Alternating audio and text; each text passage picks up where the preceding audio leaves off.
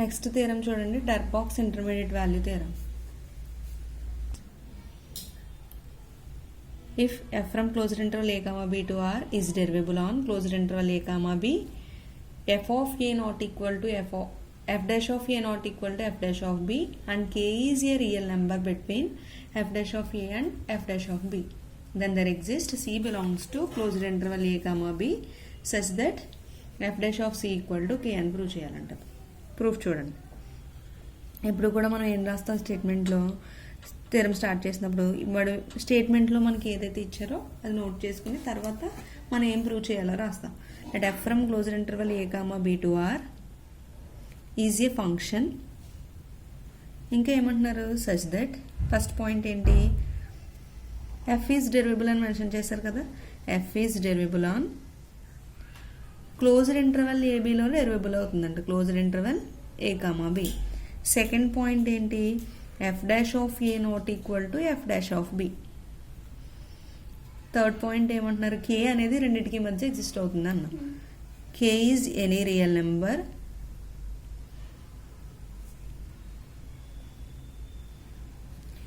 Between f dash of a and f dash of b. ఇవే కదా మనకి ఇచ్చినవి. అయితే మనం ఇప్పుడు ఏం ప్రూవ్ చేయాలి, to prove that there exists c belongs to closed interval a comma b such that f dash of c equal to k అని ప్రూవ్ చేయాలి. ఏం చెప్పాలి, f dash of c equal to k అని prove చేయాలి. దీనికోసం మనం ఒక function define చేసుకున్నాం అనుకోండి. నా డిఫైన్ ఏ ఫంక్షన్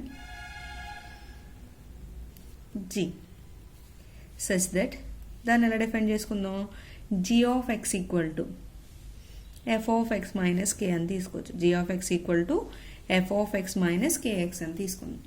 ఆల్రెడీ మనకి ఏం తెలుసు, f అనేది డెరివబుల్ అని మెన్షన్ చేశారు కదా, f is derivable on closed interval a comma b. ఇక్కడ x డెరివబుల్ అని మనకు తెలుసు కదా, also x is derivable on closed interval a comma b for all x belongs to open interval a comma b. ఇప్పుడు మనం g dash of a తీసుకున్నాం అనుకోండి, ఏమవుతుంది, g dash of a equal to f dash of a minus k a. And అలాగే g dash of b తీసుకున్నాం అనుకోండి, ఇక్కడ ఏమవుతుంది, f dash of b minus k b. మనకి ఇక్కడ ఇచ్చిన కండిషన్లో ఏమంటున్నారు, f dash of a not equal to f dash of b అన్నారు కదా. Given that f dash of a not equal to f dash of b and k is a real number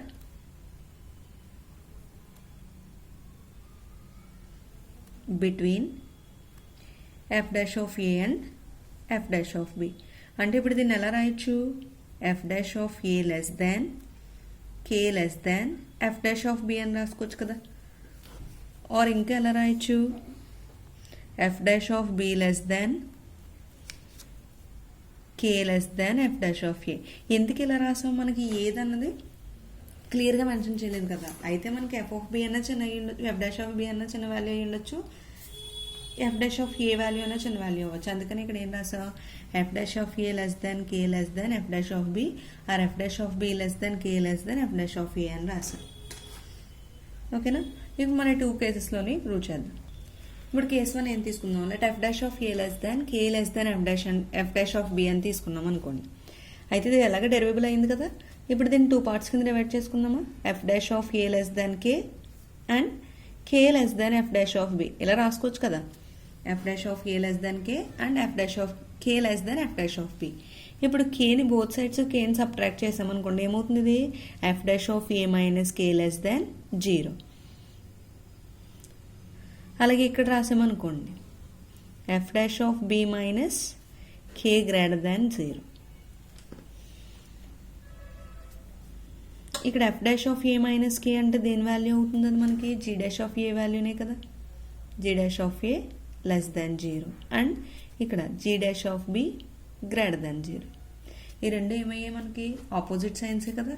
there four g dash of a and g dash of b have opposite signs.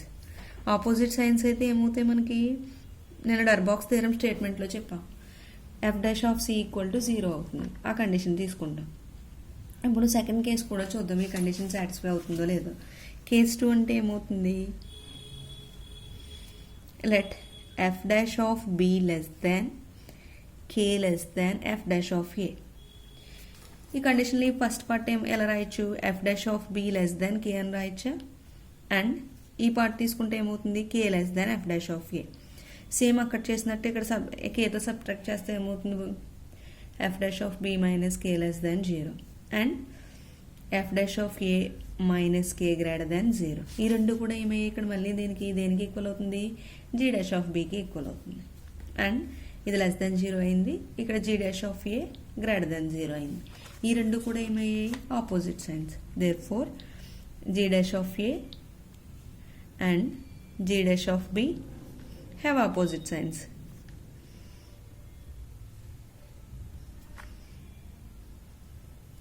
Opposite signs అయితే ఏమవుతుంది మనకి, g already g అనేది derivable అని తీసుకున్నాం కదా, g is derivable on closed interval a comma b and g dash of a and g dash of b have opposite science.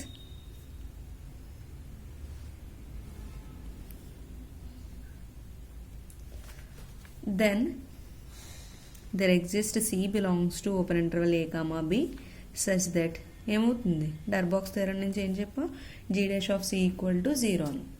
G dash of C అంటే ఏంటి ఇప్పుడు మనకి, that implies there exist c belongs to closed interval a comma b such that g dash of c equal to f dash of c minus k కదా. అంటే ఇప్పుడు G dash of C ప్లేస్లో ఏం రాస్తాం, f dash of c minus k equal to 0. ఈ minus k ఇటువైపు వెళ్తే ఏమవుతుంది, f dash of c equal to k. ఇక్కడ c belongs to open interval a comma b అంటే ఆల్రెడీ మనం ఇక్కడ ఫస్ట్ నుంచి స్టార్టింగ్ నుంచి c belongs to closed interval a comma b అనేది తీసుకుంటున్నాం కదా. క్లోజ్డ్ ఇంటర్వెల్లో కూడా ఏమవుతుంది, g dash of c equal to 0 అవుతుంది. ఈ జీ డాష్ ఆఫ్ సి అంటే ఏంటి, f dash of c minus k equal to 0. ఈ కే ఇటువైపు వెళ్తే ఏమవుతుంది, f dash of c equal to k. ఇదే కదా మనం ప్రూవ్ చేయవలసింది. 2 కేసెస్లో కూడా ఏం ప్రూవ్ చేసాం మనం, f dash of c equal to k అన్నాం. Hence proved. కానీ ఇక్కడితో మీకు యూనిట్ కంప్లీట్ అయింది. ఇంకా మీకు ఇంట్రెస్ట్ ఉంటే వీటిలో ఇంకా చాలా ప్రాబ్లమ్స్ ఉంటాయి. అలాగే నేను చెప్పిన ఒకటి మీరు ప్రిపేర్ అయితే ఏ సమ్ ఇచ్చినా అటెంప్ట్ చేయగలరు. ఓకేనా. థియరమ్స్ అన్ని బాగా ఎక్కువ సార్లు ప్రాక్టీస్ చేస్తూ ఉండండి. అసలు ఫస్ట్ డెఫినేషన్స్ చదివితే ఇవన్నీ వస్తాయి. డిఫరెన్షియేషన్, డెఫినేషన్, అలాగే అసలు ఈ డిఫరెన్షియేషన్ చేయాలంటే ఫస్ట్ కంటిన్యూటీ తెలియాలి, అలాగే లిమిట్ గురించి కూడా తెలియాలి. మెయిన్ ఫార్ములాస్ చదువుకుంటాయి. అసలు కన్వర్జెంట్ అంటే ఏంటి, కాచి సీక్వెన్స్ అంటే ఏంటి, లిమిట్ అంటే ఏంటి, లిమిట్ ఫార్ములా ఏంటి, అలాగే కాచిస్ ఫార్ములా ఏంటి, అదే డెఫినేషన్సే. డిఫరెన్షియేషన్ అంటే ఏమవ్వాలి, ఇక్కడ డిఫరెన్షియేషన్ అవ్వాలంటే ఏమవ్వాలి, లెఫ్ట్ సైడ్ రైట్ సైడ్ అయితేనే కదా డిఫరెన్షియేషన్ అవుతుందని చెప్తున్నాం. అలాగే లెఫ్ట్ డెరివేటివ్ అవ్వాలంటే ఏమవ్వాలి, రైట్ డెరివేటివ్ అవ్వాలంటే ఏమవ్వాలి, అన్నీ చూసుకుని మీరు ఇవన్నీ ఫార్ములాస్ అన్నీ చూసుకుని చదివితే ఈజీగా అటెంప్ట్ చేయగలరు. ఓకేనా.